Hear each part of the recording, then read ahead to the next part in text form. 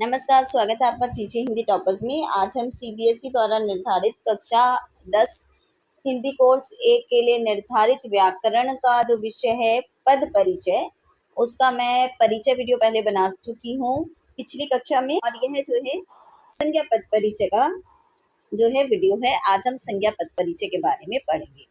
देखिए, एक एक करके ही काम चलेगा ना। पद परिचय ऐसा तो है नहीं कि मैं एक ही दिन में सिखा दूँ और आप लोग सीख जाएंगे। इसको थोड़ा सा तो टाइम देना पड़ेगा। तो पहले संज्ञा करेंगे, फिर इसी तरह से सर्वनाम, फिर क्रिया। मैं इस तरह से आपको करवाती रहूंगी। तो आज हम संज्ञा पद परिचय देखते हैं। देखिए, संज्ञा पद परिचय के लिए सबसे पहले हमें यह जानना जरूरी है कि संज्ञा होता क्या है। यहाँ पे किसी 2 बार हो गया, एक बार मैं काट देती हूँ। देखिए, संज्ञा जो है किसी भी व्यक्ति, वस्तु, स्थान अथवा भाव का नाम, या शॉर्टकट में कहें, आम भाषा में कहें तो किसी भी नाम को हम संज्ञा कहते हैं। इसे इंग्लिश में नाउन कहा जाता है। ठीक है। संज्ञा क्या होता है? कोई भी नाम, चाहे वो कोई वस्तु हो, चाहे कुछ भी हो, चाहे कोई मौसम हो, चाहे कोई पेड़ हो, चाहे इंसान हो, बस अगर किसी का नाम है तो वो संज्ञा है। ठीक है। अब संज्ञा के भेद काफी होते हैं। 5 तरह की संज्ञा होती है, लेकिन हमें जो है 3 भेद करने हैं, क्योंकि हमारे पद परिचय में 3 ही पूछे जाते हैं। ठीक है। इस 3 के अलावा नहीं पूछा जाता। अब ये मत कहिएगा कि नहीं, आपने जो 2 छोड़ दिए हैं उनमें से आ गया, तो वो नहीं आएंगे। सिर्फ यही 3 भेद आते हैं, इसलिए यही मैं आपको बताने वाली हूँ। देखिए, और यही 3 भेद मेन है। व्यक्तिवाचक संज्ञा। व्यक्तिवाचक संज्ञा क्या होता है? किसी पर्टिकुलर चीज का नाम। जरूरी नहीं है व्यक्ति है तो खाली व्यक्ति होगा। जैसे अगर व्यक्तिवाचक संज्ञा तो आप समझ जाइए किसी व्यक्ति का नाम। ठीक है। इसी के साथ किसी वस्तु का नाम। ठीक। किसी वस्तु का नाम। अब आपको ये याद रखना है, ये पर्टिकुलर एक चीज को बताएगा, किसी विशेष एक चीज को बताएगा। यानी आप उस नाम के द्वारा भीड़ में से उस वस्तु या उस व्यक्ति को अलग कर सकते हैं। ठीक है। तो ये होता है व्यक्तिवाचक संज्ञा। देखिए, व्यक्तिवाचक संज्ञा जैसे मोहन किसी व्यक्ति का नाम है, दिल्ली एक राज्य का नाम है, भारत एक देश का नाम है, और ताजमहल एक इमारत का नाम है। जैसे मैं अगर बोलूं कि इमारत, तो आपको नहीं समझ में आएगा मैं किस इमारत की बात कर रही हूँ, लेकिन जब मैं ताजमहल कहूंगी तो आप एकदम समझ जाएंगे कि मैं किस इमारत की बात कर रही हूँ। यही होता है व्यक्तिवाचक संज्ञा, जो भीड़ में से किसी एक चीज को अलग करके आपको बता दे कि आप सिर्फ केवल और केवल इसी की बात कर रहे हैं। ठीक है। अब चलेंगे दूसरे भेद की तरफ, जातिवाचक संज्ञा।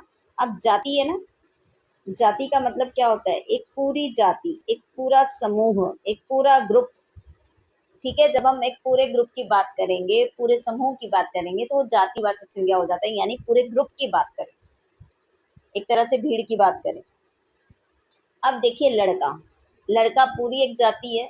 कोई भी लड़का हो, कैसा भी लड़का हो, तो हमें कैसे पता चलेगा? लड़का तो भाई लड़का होता है। लेकिन अगर हम बोलेंगे कि राम, राम, तो अगर 10 भी लड़के खड़े होंगे तो उसमें से राम नाम का जो व्यक्ति होगा वो अलग हो जाएगा। तो इसलिए राम या मोहन जो है वो है व्यक्तिवाचक संज्ञा, और लड़का है जातिवाचक संज्ञा। क्योंकि अगर 10 लड़के खड़े हैं, अगर मैं बोलूं लड़का, तो किसी को नहीं समझ में आएगा कि किसको बोला जा रहा है। लेकिन हाँ, ये समझ में आ जाएगा कि किसी लड़के के बारे में बात हो रही है। इसलिए लड़का जातिवाचक संज्ञा है। इसी प्रकार राज्य। राज्य का मतलब होता है स्टेट।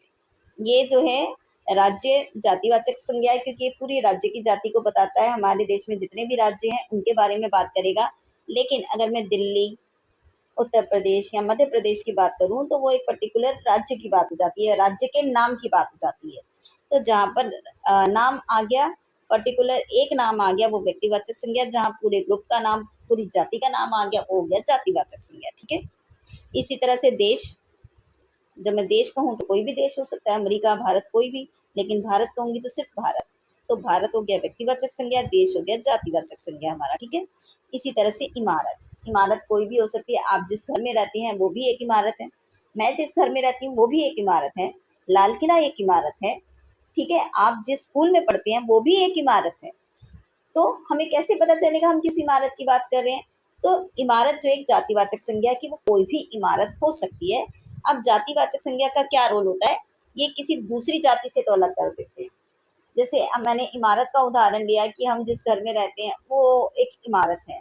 अब मान लीजिए मैं कहूँ पेड़, तो आप पेड़ और इमारत को एक जैसा नहीं मानेंगे। आप उन दोनों में भेद कर लेंगे कि पेड़ एक अलग जाति है और इमारत एक अलग जाति है। ठीक है। लेकिन इसी इमारत में अगर मैं ताजमहल कह दूं तो आप समझ जाएंगे कि किस इमारत की बात हो रही है। तो इमारत हो गया जातिवाचक, ताजमहल हो गया आपका व्यक्तिवाचक संज्ञा। अब चलते हैं भाववाचक संज्ञा। भाव का मतलब होता है इमोशन, मन के अंदर के भाव, मन के अंदर के इमोशंस जो हम महसूस करते हैं उसी को भाववाचक संज्ञा कहते हैं, उन भावों के नामों को। जैसे सुंदरता, सुंदरता महसूस की जाती है ना, हाँ ये कितना सुंदर है, तो ये एक भाव है। मिठास, मिठास हम महसूस करते हैं, कितना मीठा है, बहुत मीठा है ये, ठीक है। खुशी, दुख, बचपन, बुढ़ापा, ये सब जो है भाव है, इमोशन है जिन्हें महसूस किया जाता है। अब जैसे ये बचपन है, कोई बूढ़ा आदमी जो है वो बुढ़ापे को महसूस करेगा, ना कि बचपने को महसूस करेगा। तो ये अलग अलग भाव हैं, ठीक है। ये सारे जो है भाववाचक संज्ञा है। अब ये तो मैंने आपको बता दी कि संज्ञा शब्द की पहचान कैसे करेंगे, संज्ञा का भेद हम कैसे पहचानेंगे। अब संज्ञा पद परिचय देते समय हमें संज्ञा के भेद के साथ और क्या क्या बताना है वो देख लेते हैं। सबसे पहले हम संज्ञा का भेद ही बताएंगे, उसके बाद लिंग बताएंगे।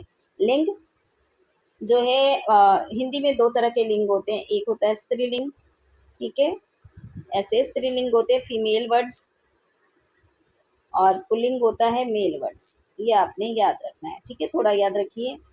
स्त्रीलिंग होगा फीमेल और पुल्लिंग होगा मेल वर्ड्स, ठीक है। आगे उसके बाद हमें बताना है वचन। हिंदी में वचन भी दो तरह के होते हैं, अगर एक ही की बात हो रही है तो वो एक वचन, या नाम से भी पता चल गया एक है। एक की बात हो रही है तो एक वचन, अगर एक से ज्यादा है तो वो बहुवचन, ठीक है। एक से ज्यादा है तो एक है तो एक वचन, और एक से ज्यादा है तो बहुवचन। अब कारक, कारक क्या है वो यहाँ पे मैंने दिए हैं, अभी मैं आपको बता देती हूँ। फिर है क्रिया के साथ संबंध, यानी जो संज्ञा शब्द है उसका क्रिया के साथ, क्रिया क्या होती है, वर्ब, ठीक है। एक्शन वर्ड्स जिसे हम बोलते हैं, जिनसे हमें पता चलता है क्या काम हो रहा है, तो उसका संज्ञा शब्द का क्रिया के साथ क्या संबंध है वो हमें बताना है। अगर आप जो है इसमें एक बात और ध्यान रखिए, अगर आप ये नहीं भी बता पाते तो कोई बात नहीं, लेकिन ये चार आपको संज्ञा पद परिचय में बताने हैं। संज्ञा का भेद, लिंग, वचन, कारक, ये आपने याद रखने हैं, ये तो बताने ही है। अब देखिए कारक क्या होते हैं, मैं थोड़ा बड़ा कर रही हूँ ताकि नजर आ जाए। देखिए ये जो है ना, ये होते हैं कारक की पहचान। ये संज्ञा शब्दों के साथ, आपको संज्ञा या सर्वनाम के साथ ये लगे होते हैं, तो उनसे हम भेद पहचानते हैं, और इन्हें जो है चिन्ह बोलते हैं। चिन्ह यानी ठीक है, ये लगे होंगे शब्द के साथ तो आप समझ जाना कि कौन सा कारक है।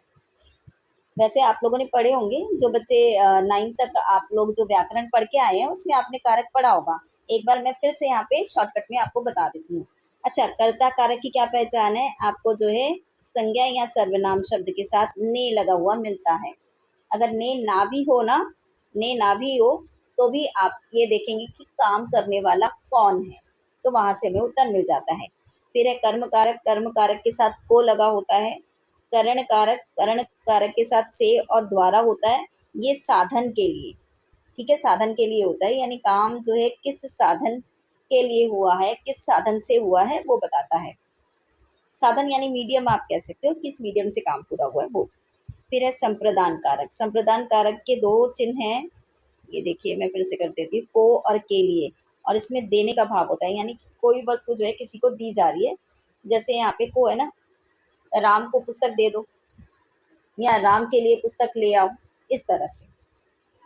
फिर है अपादान कारक। अपादान कारक का है से, देखिए यहाँ पर भी से है और यहाँ पर भी से है, दोनों में अंतर है। यहाँ पर से जो है साधन के लिए, मीडियम के लिए आएगा, और यहाँ पर से अलग होने के लिए आएगा, यानी कोई चीज किसी से अलग हो रही होगी। जैसे पेड़ से पत्ते गिर गए, मैं फिर से लिख देती हूँ, यहाँ पे लिख देती हूँ, पेड़ से, चलो छोटा करूंगी, पत्ता गिरा, ठीक है, पेड़ से पत्ता गिरा, ये हमारा वाक्य। अब पत्ता जो है पेड़ से गिर गया यानी अलग हो गया, ठीक है, ये आपने ध्यान रखा है। ध्यान रखना है कि जहाँ पे से लगा हो लेकिन कोई चीज किसी दूसरी चीज से अलग हो रही है तो वहां पे अपादान कारक होगा। अब संबंध कारक में का, के, की, ना, ने, नी और रा, रे, री होता है, ये मैं आपको उदाहरण से बता दूंगी। फिर अधिकरण कारक में होता है में और पर, और संबोधन कारक में होता है हे, अरे, अजी। अच्छा, संबोधन कारक की एक पहचान और होती है, यहाँ पर ये लगा होता है, ये वाला चिन्ह लगा होता है, ठीक है। इसे विस्मयादि बोधक चिन्ह बोलते हैं हिंदी में, और अंग्रेजी में बोलते हैं एक्सक्लेमेटरी साइन बोलते हैं शायद। तो ये आपने ध्यान रखना है, ये संबोधन कारक में होता है। अब चलिए हम देखते हैं उदाहरण। देखिए, अब मान लीजिए यह प्रश्न आया है, बाल गोविंद भगत, ये वाला हम कर रहे हैं, बाल गोविंद भगत गृहस्थ होकर भी, यहाँ पे ही लिखा है लेकिन हम इसे भी कर लेंगे, बाल गोविंद भगत गृहस्थ होकर भी साधु थे। अब यहाँ पर लिखा हुआ है कि भैया ये जो रेखांकित है ना, रेखांकित का मतलब होता है अंडरलाइन। आपको प्रश्न इसी तरह से आएगा कि रेखांकित पद का पद परिचय या फिर व्याकरणिक परिचय दीजिए। तो जो शब्द अंडरलाइन होगा, रेखांकित होगा, उसी के बारे में हमें बात करनी है, उसी का हमें पद परिचय देना है। यहाँ पे बाल गोविंद भगत की बात हो रही है, तो बाल गोविंद भगत का हम देंगे। देखिए, बाल गोविंद भगत, पहले पहचानिए ये शब्द क्या है, संज्ञा, सर्वनाम, क्रिया, विशेषण क्या है, तो ये एक इंसान का नाम है, तो हम इससे पहचानेंगे ये संज्ञा है। अब देखिए, भेद पहचानेंगे कि व्यक्तिवाचक है, जातिवाचक है या भाववाचक है। देखिए, ये एक इंसान का नाम है, व्यक्ति का नाम है, तो व्यक्तिवाचक संज्ञा ये हमने लिख दिया। आंसर लिखने का तरीका क्या होगा, पहले हम शब्द लिखेंगे ऐसे, फिर एक हाइफन लगा के अपना उत्तर लिखना शुरू करेंगे। व्यक्तिवाचक संज्ञा है। बाल गोविंद भगत कितने व्यक्ति हैं, एक व्यक्ति है तो एक वचन। अब ये आदमी है कि औरत है, आदमी है तो पुल्लिंग।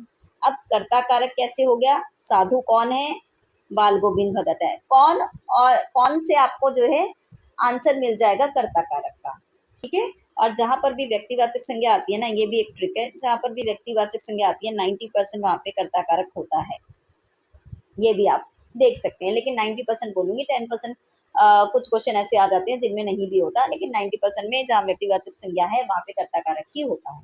तो साधु कौन है, बाल गोविंद भगत, तो ये हो गए कर्ता कारक। अब चलते हैं हम आगे, थोड़ा ऊपर करूं, यहाँ कर देती हूँ। ये है हमारा दूसरा उदाहरण, मोहित ने हास्य कविताएं सुनाई।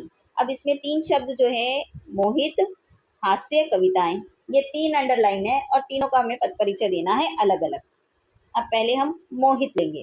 देखिए, मोहित मैंने लिख दिया। अब इसका उत्तर, मोहित क्या है, किसी इंसान का नाम है तो व्यक्तिवाचक संज्ञा, ठीक है। मोहित एक है कि ज्यादा है, एक है, ये एक है ना, तो एक वचन। अब मोहित लड़का है कि लड़की है, तो ये लड़का है, यहाँ पे लिख देती हूँ, लड़का है ना, तो ये क्या हो गया, पुल्लिंग हो गया। अब हम देखेंगे कारक। अब जो है कविता, काम क्या हुआ है, कविताएं सुनाने का, किसने सुनाई, मोहित ने, और यहाँ पर ने भी लगा हुआ है, तो आप ने से भी लगा सकते हैं, क्या था, कर्ता ने, ठीक है। 3 आपको ट्रिक बता रही हूँ कर्ता कारक पहचानने की। पहले आप क्रिया को देखो, क्रिया करने वाला कौन है, उत्तर मिल गया आपको, क्रिया करने वाला यानी सुनाने वाला मोहित है, तो कर्ता कारक। अब दूसरी ट्रिक, ने लगा है, ने क्या था, कर्ता के साथ लगा था, देखो कारक में कर्ता ने, यहाँ से मिल गया। और तीसरी ट्रिक आपकी क्या हो सकती है इसमें, व्यक्तिवाचक संज्ञा। व्यक्तिवाचक संज्ञा है तो मैंने आपको कहा था 90% में कर्ता कारक होता है, ठीक है। अब चलेंगे दूसरे शब्द पे, हास्य। हास्य क्या है, हास्य शब्द जो है हंसना से संबंधित है, यानी हंसने, हंसना का ही एक रूप है। और हंसना हमारा क्या है, एक भाव होता है, एक इमोशन होता है। तो ये क्या हो गया, हास्य क्या हो गया, भाववाचक संज्ञा, ठीक है। हास्य कितने हास्य है, एक ही हास्य की बात हो रही है। हास्य हमेशा वैसे एक वचन ही होता है, हास्य बहुवचन होता ही नहीं है, तो एक वचन। और हास्य जो है पुल्लिंग शब्द है। अब यहाँ पे कई बच्चों को नहीं समझ में आता कि ये पुल्लिंग है या स्त्रीलिंग है, तो आप क्या करोगे, देखिए यहाँ पर हम क्या लिखते हैं, होता या होती आप पर लगा लो, तो इससे पता चल जाएगा, होता या होती। होता वाला वो जो होगा वो पुल्लिंग होगा, और होती जो होगा वो स्त्रीलिंग होगा। हाथ से क्या होगा, होता होगा ना, होती तो नहीं होगा। तो अगर होता है तो पुल्लिंग, ये आप कर सकते हैं, ये हो गया पुल्लिंग। अब कारक देखते हैं। अब यहाँ पे बीच में तो कोई चिन्ह लगा हुआ ही नहीं है, तो अब हम कारक कैसे पहचाने, तो हम कारक अपने आप लगा कर देखेंगे। हास्य कविताएं, ठीक है, इनके बीच में कौन सा कारक चिन्ह लग सकता है, की लगेगा, देखो, हास्य की कविताएं, ये होगा। अगर फिर भी नहीं समझ में आता तो आप ऐसे समझिए, हास्य का संबंध किससे है, कविताओं से, ठीक है। कविताओं का संबंध क्या है, हास्य से, कि वो हास्य वाली कविताएं हैं, तो ये हो गया संबंध कारक। और आप जो है की भी लगा सकते हैं, का, के, की, रा, रे, री, हास्य की कविताएं, देखिए अर्थ वही निकला, ठीक है। अब चलते हैं कविताएं पर। ये कविताएं क्या है, देखिए कविता कोई भी हो सकती है, हास्य कविता हो, दुख वाली कविता हो, रोने वाली हो, हंसने वाली हो, अच्छी कविता हो, बुरी कविता हो, तो कविता पूरी जाति का जो है एक नाम है। तो ये हो गया जातिवाचक संज्ञा। अब कविताएं कितनी है देखो, कविता होता ना, यहाँ पे कविता होता है एक वचन, लेकिन कविताएं हैं तो ये एक से ज्यादा है। यहाँ पे मैं 1+ कर देती हूँ। कविताएं एक से ज्यादा है तो यहाँ आएगा बहुवचन। अब कविता क्या है, होती है, होता है नहीं होता, कविता कभी भी होता नहीं होता, कविता होती है, तो ये हो गया स्त्रीलिंग। अब कारक कैसे पहचानेंगे हम, कविता के साथ कारक क्या है, कारक देखते हैं। देखिए कारक, देखिए पहले हम ये देखेंगे ये किसके साथ लगा हुआ है, ये सुनाई के साथ लगा हुआ है। सुनाई हमारी क्या है, क्रिया है। जब हमें ये पता चले कि काम क्या हो रहा है तो वहां पे होता है कर्म कारक। देखिए क्रिया का मतलब है कोई काम होना, एक्शन वर्ड। अब ये जो है ना कविताएं, ये क्रिया के साथ लगा है और आंसर क्या मिल रहा है, क्या काम हो रहा है, कविताएं हो रही है, तो यानी कि इस क्रिया का कर्म है कविताएं, तो ये हो गया कर्म कारक। तो मुझे उम्मीद है आपको ये समझ आया होगा। अब चलते हैं कुछ और उदाहरण पर। देखिए अब ये एक उदाहरण है, बाजार से कुछ ले आओ। बाजार शब्द अंडरलाइन है, रेखांकित है, तो बाजार का पद परिचय देंगे। तो सबसे पहले बाजार लिखा, एक हाइफन लगाया। अब देखिए बाजार, बाजार बहुत तरह के होते हैं, ठीक है, कहीं पे सोम बाजार, मंगल बाजार, ये बाजार, वो बाजार, ज्वालाहेड़ी बाजार, आपका जो है कौन सा है, सरोजनी बाजार, जनपद बाजार। तो बाजार पूरी एक जाति का नाम है, तो जातिवाचक संज्ञा हो गया। बाजार एक ही है ना यहाँ पर, देखिए एक की बात हो रही है तो एक वचन। अब बाजार होता है कि होती है, होता है, होता है पुल्लिंग शब्द, बाजार हमेशा वैसे पुल्लिंग ही होता है, बाजार स्त्रीलिंग शब्द है ही नहीं, ठीक है। अब कारक देखिए, बाजार से, अब से क्या है, देखो से अपादान कारक है, मैं आपको यहाँ पे बता देती हूँ, ये रहा, देखो ये रहा, ठीक है। नहीं, बाजार से ले आओ, 1 मिनट, यहाँ अपादान कारक नहीं आएगा, बाजार से सामान, हाँ ठीक है, ठीक है, ठीक है, ठीक है, अपादान कारक ही आएगा यहाँ पे, ठीक है। यहाँ पे करण कारक नहीं आएगा, और क्यों आएगा वो मैं आपको कारण बता देती हूँ। देखिए यहाँ पर जो है अपादान के साथ क्या है, से है, और अलग होने का भाव है। अब हमारा वाक्य था बाजार से सामान ले आओ, देखिए ये था बाजार से सामान ले आओ। अब बहुत ध्यान से आप देखना, तभी आपको समझ आएगा कि मैं क्या कहना यहाँ पर चाह रही हूँ या क्या समझाना चाह रही हूँ। यहाँ पे से जो है अलग होने का भाव, यानी बाजार से सामान को अलग किया जा रहा है। हम कह रहे हैं बाजार से सामान ले आओ, यानी जो सामान बाजार में है उसको बाजार से अलग कर दो, तो इसलिए यहाँ पर होगा अपादान कारक, ठीक है। ये हो गया। अब मुझे लगता है ये आपको समझ में आ गया होगा। अब चलते हैं अगला और आज का आखिरी उदाहरण। परिश्रम के बिना सफलता नहीं मिलती। परिश्रम जो है मेहनत, भाव है, इमोशन है, तो ये होगा भाववाचक संज्ञा। परिश्रम हमेशा ही एक वचन होता है, ये बहुवचन शब्द नहीं है, एक वचन। और परिश्रम जो है पुल्लिंग वर्ड ही है, ये स्त्रीलिंग नहीं होता, तो पुल्लिंग शब्द, ठीक है। अब देखते हैं कारक, बात अटकी हमारी कारक पर। यहाँ पे करण कारक लिखा हुआ है, करण कारक क्यों होगा, यहाँ पे क्या लिखा हुआ है, परिश्रम के, ठीक है, के है। अब हम देखते हैं कि यहाँ पे करण कारक क्यों है। देखिए करण कारक में तो के है ही नहीं, करण कारक में क्या है, देखिए थोड़ा बड़ा कर देती हूँ, यहाँ पे तो से है और द्वारा है, लेकिन करण कारक क्यों दे दिया। देखिए करण कारक है साधन के लिए, क्या है, साधन, काम करने का मीडियम, ठीक है। किस चीज से काम किया गया है, किस साधन से काम किया गया है, वो करण कारक। करण यानी कारण, कारण ढूंढो काम कैसे हुआ, ये आप ध्यान रख सकते हैं। करण यानी कारण, कारण ढूंढो कि काम किस चीज से हुआ है, वो आपको रीजन ढूंढना है, तो यहाँ पे करण कारक है। अब करण कारक कैसे हैं, अब हम वाक्य पे आएंगे और देखेंगे। देखिए काम हुआ है सफलता, यहाँ पे सफलता नहीं मिलती, काम के बात तो हो रही है ना, सफलता नहीं मिलती, काम तो यही हुआ, सफलता नहीं मिलना।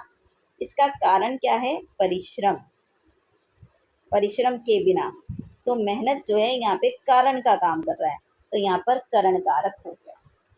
तो मुझे उम्मीद है आज जो है आपको संज्ञा पद परिचय समझ में आ रहे होंगे, और आज के बाद आपको संज्ञा पद परिचय में कोई परेशानी नहीं होगी। आसान आसान वाले तो आप आराम से कर लेंगे, ठीक है। कर लेंगे। वैसे जिस हिसाब से मैंने यहाँ समझाया है ना, अगर आपने ये पूरा वीडियो देख लिया है, आपको जो मैंने समझाया वो समझ में आ गया है, तो आप जो है संज्ञा पद परिचय में आपको कोई परेशानी होनी ही नहीं चाहिए। तो जल्दी जल्दी मुझे आप कमेंट करके बताइए कि ये है क्लास आपको कैसी लगी, और जो है आपको जो है क्या कमी नजर आ रही है, आप क्या चाहती हैं कि मैं जो है यहाँ पे थोड़ा इम्प्रूवमेंट करूँ, वो आप मुझे जरूर बताइए। तो मिलेंगे अगली कक्षा में। अगली कक्षा में हम सर्वनाम का पद परिचय करेंगे। तो मिलेंगे अगली कक्षा में, तब तक के लिए धन्यवाद।